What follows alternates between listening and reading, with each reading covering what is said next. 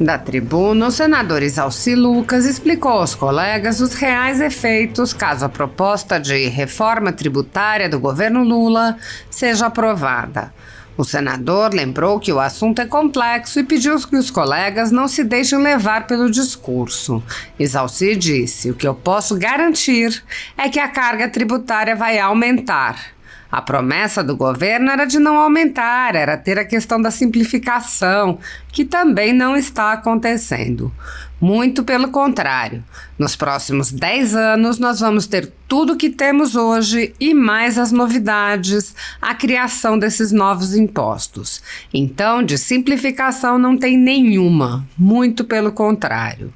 O senador deu alguns exemplos dos efeitos da reforma e disse: "Na prática, essa reforma tributária vem com o objetivo de aumentar a arrecadação. O resto é conversa fiada." Isalci Lucas explicou: "O grande problema que a gente enfrenta hoje é que o governo não sinaliza nenhuma responsabilidade fiscal. Você vê a questão da meta aqui com a votação do arcabouço fiscal. Também já participei de várias reuniões, eu já dizia naquela época, disse aqui várias vezes. O governo construiu um arcabouço baseado em arrecadação, que é a especialidade do governo. Na prática, todo o sistema que o governo tem hoje eficiente é na base de arrecadação. O controle de despesas não tem controle de nada. A gente vê que não há nenhum compromisso de diminuir despesa, de controlar gastos. Não existe isso nem na saúde, nem na educação, nem em lugar nenhum." Isalci Lucas deu uma série de exemplos de como os impostos, na prática, vão aumentar em todos os segmentos e penalizar o consumidor, e lembrou que o pagador de impostos não foi sequer ouvido. Ele disse: "Das 40 audiências públicas que fizemos, não teve nenhum órgão ou representação do contribuinte aqui. Vários segmentos vieram aqui discutir o seu segmento, mas não houve por parte do contribuinte, por parte daquele que paga o imposto na ponta." O senador lamentou: "Não dá, a conta não fecha, e quando você vê que o governo não controla e não sinaliza essa resposta, muito pelo contrário, ele tira na lei da reforma tributária a responsabilidade fiscal, porque antigamente dava impeachment se não se cumprissem essas metas, se não se cumprisse realmente a legislação fiscal, mas hoje não, praticamente está liberado." Isalci Lucas pediu aos colegas que não aceitem a reforma nos termos propostos pelo governo. Ele disse: "É muito importante os empresários, principalmente os contribuintes, as pessoas físicas que usam o serviço, ficarem atentos aí para dar uma ligada aí para os seus senadores de cada estado. Eu acho que cada estado deveria mobilizar seus senadores, conversar, pegar os empresários da região, pegar os contadores que entendem um pouco disso, para eles mostrarem a situação real. Porque no discurso é maravilhoso, no discurso é tudo maravilhoso. Agora, na prática, quando você vai botar na ponta do lápis, você vai ver que o imposto é inviável." Há mais de 10 anos, a Folha Política atua noticiando fatos, discursos, argumentos e denúncias que são obliteradas pela velha imprensa. Nosso veículo de imprensa dá voz às vozes conservadoras, ao anticomunismo, à defesa dos direitos fundamentais e da liberdade de expressão e de imprensa, além de trazer ao público os vídeos dos pronunciamentos de autoridades para que o público possa formar sua própria opinião sobre o que foi dito e não precise depender de relatos de terceiros. Quem controla a informação, controla em última instância a realidade.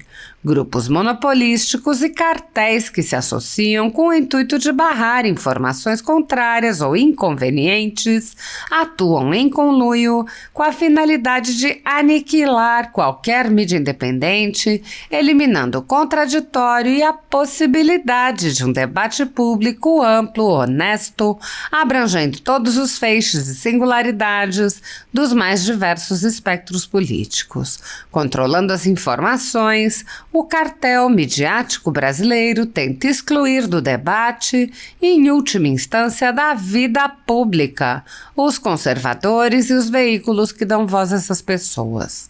A renda da Folha Política está sendo confiscada a mando do ministro Luiz Felipe Salomão, ex-corregedor do TSE, com respaldo e apoio de Luiz Roberto Barroso, Alexandre de Moraes e Edson Fachin.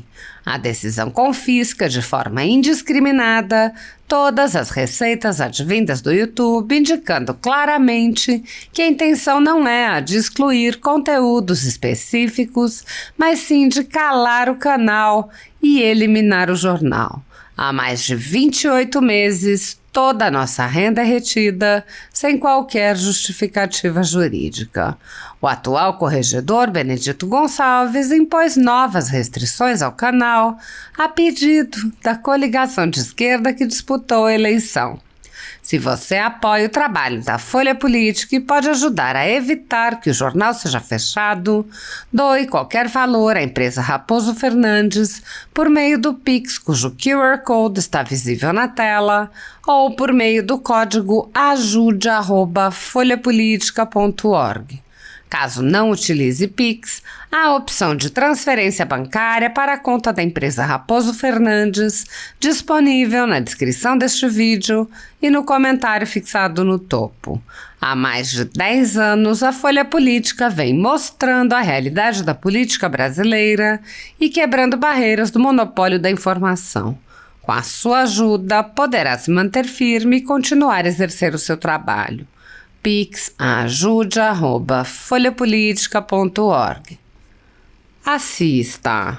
Pois é, presidente. Véspera da votação na CCJ da reforma tributária. Eu estudei muito essa matéria, participei de praticamente todas as audiências públicas na CCJ, também na CAI, na Comissão de Assuntos Econômicos. E olha que não é fácil. Eu que sou contador, para acompanhar já é difícil, imagina o leigo, que não conhece muito a legislação. O que eu posso garantir é que a carga tributária vai aumentar. O que não era promessa do governo era de não aumentar, de ter a questão da simplificação, que também não está acontecendo, muito pelo contrário. Nos próximos 10 anos nós vamos ter tudo que temos hoje e mais as novidades, a criação desses novos impostos. Então, de simplificação não tem nenhuma. Muito pelo contrário, nós aprovamos aqui um projeto de lei de autoria do senador Efraim, lá da Câmara, e ele foi aqui relatado e votado, e lamentavelmente o governo vetou, que trata exatamente da simplificação, no sentido de diminuir as obrigações acessórias, que são muitas no Brasil, inclusive vetando a nota fiscal eletrônica, o cadastro único. Eu não entendo, sinceramente, como é. Parece que são coisas diferentes. Eu acho que quem propõe a reforma, quem acompanha a reforma tributária, é um grupo que não conversa com outro grupo, só pode ser. Porque vetar essas matérias é dizer sim à continuidade da complicação. E não tem nada a ver com simplificação. Bem, eu estive com o ministro, o senador Paim disse aqui no início, sobre a questão do ProUni. Primeiro, lembrar a questão das cotas. Lembrar, estive a semana passada com o ministro Fernando Haddad, exatamente o que eu imaginei que ele tivesse mais sensibilidade, cumprimentando aqui os alunos aqui de Brasília, não? São de Brasília? Sejam bem-vindos aqui, meninos. Isso aí. Então, Gerão, o que aconteceu? Em 97, 98, eu criei um programa aqui em Brasília chamado Cheque Educação. Eu fui às escolas, eu criei uma ONG, uma associação, Associação Brasileira pela Educação de Qualidade. E convenci as escolas, creches, universidades, faculdades, a disponibilizar para nós, para essa associação, as vagas ociosas. Então, uma sala de aula que tinha 35 alunos, tinha 5 cadeiras vazias, eles me davam essas vagas e a gente dava um desconto de 50%, que era o Cheque Educação. Estive lá com o Paulo Renato na época, em 98, depois ele acabou não dando seguimento ao projeto. Estive lá com o Tarso Genro, que era o ministro da Educação. que viajou, e quem me atendeu foi o secretário executivo, chamado Fernando Haddad. Era o secretário executivo de Tasso Genro. E apresentei para ele esse projeto aqui do DF. Por falar em DF, só para registrar aqui, senador Exalci, são os alunos que estão nos visitando do ensino fundamental da escola classe 19 de Taguatinga. Muito bem. Sejam muito bem-vindos aqui. Cadê o professor, professora? Que coisa boa. Olha aqui, o senador Exalci Lucas, que é aqui do estado, né? Que é aqui do nosso Distrito Federal. E a nossa equipe é a nossa guia. Você, como é seu nome? Vivian. A Vivian, que está aí acompanhando, passando a história. O professor e a professora, o nome? Cláudia e Silvano. Sejam muito bem-vindos. A gente está numa sessão aqui que é uma sessão não deliberativa, não tem votação hoje. O senador, coincidentemente, não existe coincidência, o senador Exalci, que tem a maior alegria sempre de receber aqui os visitantes do Distrito Federal, ele vai fazer aí a saudação. Até porque daqui a pouquinho, lá em Taguatinga, tem lá no Hospital Geral de Taguatinga o lançamento do mutirão. Você sabe que nós estamos agora já no mês azul, né, que é o mês de prevenção contra câncer de próstata. E lá em Taguatinga, daqui a pouco, 16 horas, está sendo lançado o mutirão da... Você vai? Estou dependendo aqui de uma agenda aqui para ir. Mas continuando, eu estive então, falando da reforma tributária, eu estive lá com o Fernando Haddad e disse, poxa, porque 4 anos depois nasceu o ProUni. O ProUni teve uma experiência inicial, foi inspirado, vamos dizer assim, exatamente do projeto que nós lançamos aqui em 98. E são milhões de alunos hoje que estudam com o ProUni. Então, só esse programa, para mim, já era uma realização pessoal. Eu entrei na política por isso, né, pela educação. E na reforma tributária eu fui falar com o Fernando Haddad. Não tem sentido, né, com falta de vagas, né, que ainda existe nas creches, e a maior demanda hoje nos conselhos tutelares aqui do DF, imagino que as grandes cidades todas, é exatamente vaga em creche, né, educação infantil. E fui conversar com ele sobre o Pro Básico. Tem o ProUni, que é a universidade, e o Pro Básico exatamente para ocupar essas vagas da creche, né, da educação infantil, do ensino fundamental. Exalci, isso aí vai representar no máximo 2% do alunado, né? 2% é muita gente, mesmo que seja 1 milhão de pessoas, faz a diferença. Você realmente dando oportunidade, e eu reconheço que as pessoas que menos têm recurso, elas têm um esforço muito maior. Tem a chance de dar certo, de sair bem numa escola, é muito maior do que os filhos das pessoas que têm recurso. Não tem o mesmo esforço, não valoriza tanto quanto um jovem, né, que vem realmente de uma família com menos recursos. Mas ele acha que o controle não vale a pena, vamos dizer, né? 1 milhão de pessoas é muito pouco, vamos dizer, na visão dele, né? O que eu não acho, que eu não concordo, porque 1 milhão de pessoas com oportunidade, pessoas que não teriam a mínima condição de pagar uma boa escola, eu acho que vale a pena, né? Até porque você reduz o custo também da escola pública. Você ocupa a vaga, você desonera também a escola pública. Então, é como o ProUni, né? Não tinha outra forma de resolver a entrada no ensino superior que não fosse através do ProUni. Até porque 80%, mais de 80%, está na iniciativa privada. Então, mas essa foi uma conversa sobre educação, né? E mesmo a educação tendo índice menor, entrou na faixa com índice menor, ainda assim há aumento de imposto. Então, na prática, essa reforma tributária, ela vem com o objetivo de aumentar a arrecadação. Essa é a conversa fiada, né? E o grande problema que a gente enfrenta hoje é que o governo não sinaliza nenhuma responsabilidade fiscal, né? Você vê a questão da meta, né, aqui com a votação do arcabouço fiscal, também participei de várias reuniões. Eu já dizia naquela época, disse aqui várias vezes, o governo construiu um arcabouço baseado em arrecadação, que é a especialidade do governo, né? Na prática, todo o sistema que o governo tem hoje, eficiente, é na base de arrecadação. A controle de despesa não tem controle de nada, não há nenhuma... A gente vê que não há nenhum compromisso de diminuir despesa, né, de controlar gastos. Não existe isso, nem na saúde, nem na educação, nem em lugar nenhum. Então, este governo, ele transmite para nós, parlamentares, mas também para a população, uma irresponsabilidade fiscal. Não está muito preocupado com isso. Ele acha que o negócio é arrecadar, é criar imposto sobre tudo, né? Então, essa reforma, ela lamentavelmente está vindo assim com uma série de imperfeições, exatamente nessa linha. O que tem hoje já ultrapassa 27,5%. Então você imagina, 27,5% do IVA, que é apenas praticamente 4 impostos. Podia dizer que 5, né? Que é o ISS e o ICMS, que vai ser transformado no IBS, e o COFINS, o PIS, COFINS, né? A contribuição social, o COFINS, que vai ser o CBS. O imposto seletivo continua, que substitui o IPI, em princípio, né? Então, só que no texto ficou muito amplo, porque lançar um imposto seletivo sobre qualquer coisa que prejudique a saúde ou o meio ambiente, você pode interpretar qualquer coisa. Tudo faz mal ao meio ambiente e tudo pode fazer mal à saúde. Então é uma forma de deixar aberto para eles tributar o que quiserem, o que a gente não pode concordar.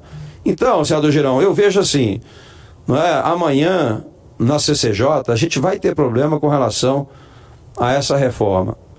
E eu espero que as pessoas votem em cima do conhecimento, dos cálculos, e não apenas em função de ser base de governo. Porque quem paga a conta é o contribuinte. Quem vai pagar a conta é o consumidor lá na ponta. Esse, para você ter ideia, das 40 audiências públicas que fizemos, não teve nenhum órgão ou representação do contribuinte aqui. Tinha vários segmentos vieram aqui discutir o seu segmento, né? Mas não houve por parte do contribuinte, por parte daquele que paga o imposto na ponta, e esse não terá crédito, porque os segmentos, o governo sempre fala, não, mas você vai aproveitar o crédito, você vai aproveitar o crédito. Sim, você aproveita o crédito, mas quem vai pagar a conta é o consumidor. E olha, se você tem hoje, no caso, mesmo que tenha reduzido um pouquinho lá, baixou em 30% agora, mas você pega o caso dos médicos, advogados, engenheiros, arquitetos, né? Hoje eles pagam como uniprofissional, no caso de contador, por exemplo, paga R$400 por mês de ISS, ou seja, praticamente nada. E paga o COFINS 3,5, 3,65.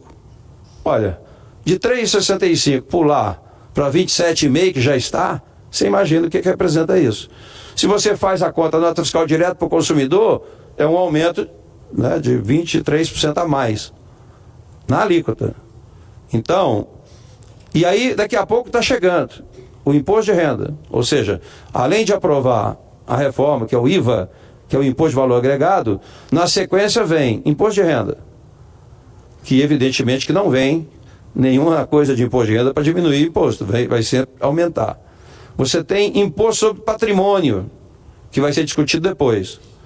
Se fala em distribuição de dividendos, a tributação, que quando foi isentado, como passou a ser isento, foi aumentada a alíquota da pessoa jurídica. E é uma discussão se é bitributação ou não. Ora, se eu tenho uma pessoa jurídica, já paguei o imposto e vou distribuir aquilo que eu já paguei, o que sobrou, não pode ser tributado novamente. Para evitar isso, aumentou então a alíquota da pessoa jurídica e isentou. Agora vão cobrar. E sem falar ainda na questão da Previdência. Por exemplo, a área de prestação de serviço, que é basicamente, né, o que gera emprego hoje. A maior parte dos empregos, 70% dos empregos hoje está na área de serviço. E aí, a folha de pagamento, em algumas determinadas atividades, representa 60%, 70% do custo. É o caso de educação, o caso de saúde, né, e outros. Então, veja bem, não dá para... A conta não fecha. E quando você vê que o governo não controla, não sinaliza muito pelo contrário, ele tira na lei da reforma tributária a responsabilidade fiscal, não é? Porque antigamente dava impeachment se não cumprisse essas metas, se não cumprisse realmente a legislação fiscal. Hoje não, praticamente está liberado. Então amanhã nós teremos aí de fato né, um debate importante. Espero que o governo não vá, e acho que não tem voto para isso também, tem que ter esse cuidado, porque aqui no plenário a reforma tributária vai exigir 49 votos. E eu não sei se o governo tem esse número. Eu sei que da forma como está, a única solução é você limitar, colocar uma alíquota máxima. Nós vamos ter que discutir isso. Porque se deixar em aberto, e o imposto seletivo do jeito que está, vai ser realmente uma loucura para todos. O governo já não incentiva mais as empresas, né? No Brasil parece que ser empresário é criminoso. Aí agora vem as decisões do Supremo, decisões do STJ, querendo tributar o passado, né? 13 anos, o cara ficou 15 anos segurando o processo, agora quer que as empresas paguem um incentivo que foi dado lá atrás, que não se cobrou, não se repassou o custo. E é normal, era normal isso. O município, para ter uma melhoria na empregabilidade, né? Ele dava um incentivo fiscal do terreno e muitas vezes do CMS. Agora eles querem cobrar o imposto de renda em cima do CMS. Retroativo. O cara pagava a contribuição social e pagava sobre o lucro, entrar na justiça dizendo que era inconstitucional. O Supremo disse, por sua maioria, de que era inconstitucional. Então, evidentemente, né, transitou em julgado, acabou tudo isso. Aí mudou agora o entendimento do Supremo. Como levou 15 anos para julgar essa ação agora, eles querem que pague retroativo. Essa coisa que já está julgada, transitada em julgado. Ou seja, eu sabia que só Cristo ressuscitou. Agora o Supremo também quer ressuscitar um imposto que já foi, né, transitado em julgado. Então, eu vejo com muita preocupação, espero que o relator tenha encontrado algumas mudanças, emendas para fazer algumas mudanças, porque da forma que foi apresentado o relatório, eu vejo muita dificuldade de aprovação nessa casa, né? Porque realmente a alíquota já está em 27, vai passar para 30, mais fácil, né? E não tem condição, tem a mínima condição do IVA chegar a 30%, se o mundo todo aí, onde tem, né, é 18, 19. Então, senador Girão, a gente tem que ver isso com muita atenção. Amanhã vamos participar da CCJ, né, debater bastante isso, e espero que a gente consiga convencer aí os parlamentares de que realmente todo mundo concorda com a reforma. Eu não sou contra a reforma, todo mundo aqui é favorável à reforma. Mas qual reforma? Esse é o problema. Qual é o texto? Esse que está aí, realmente não tem condição de ser aprovado. Está muito alto e o governo não tem limite à sua sanha arrecadatória. Você viu, foi lá no Supremo, achou que ia arrecadar 80 bilhões disso aí. Essa que está no Supremo. Mudou o CARF. Essa mudança do CARF dizia que ia receber 80 bilhões. Nada disso aconteceu. E aí, quem vai pagar o pato aí é o contribuinte. Então, é muito importante os empresários, mas principalmente os contribuintes, né, as pessoas físicas que usam o serviço, de ficar atento aí para não, né, dar uma ligada aí para os seus senadores de cada estado. Eu acho que cada estado deveria mobilizar os seus senadores, conversar, pegar os empresários da região, né, pegar os contadores que entendem um pouco disso, né, para eles mostrarem a situação real. Porque no discurso é maravilhoso. O discurso é tudo maravilhoso. Agora, na prática, quando você vai botar na ponta do lápis, você vai ver que o imposto é inviável, né? Então, senador Girão, é isso, né? Só fazendo aqui o senador Paim deixou isso claro, tanto Vossa Excelência quanto eu. Na prática, a gente votou favoravelmente às cotas de uma forma até mais ampla, que nós votamos que fosse pela renda, para que todos pudessem receber, né, o benefício das cotas. Pela renda, que era muito maior, mais ampla. E não foi possível aprovar essa emenda. Óbvio que na votação simbólica, todos votaram favorável, à exceção de 1 ou 2, 3, que nominalmente, né, pediu para registrar o voto contrário. Mas nós, tenho certeza que Vossa Excelência também, na votação, a gente votou favoravelmente às cotas, evidente. Era isso, presidente. Obrigado. Muito obrigado.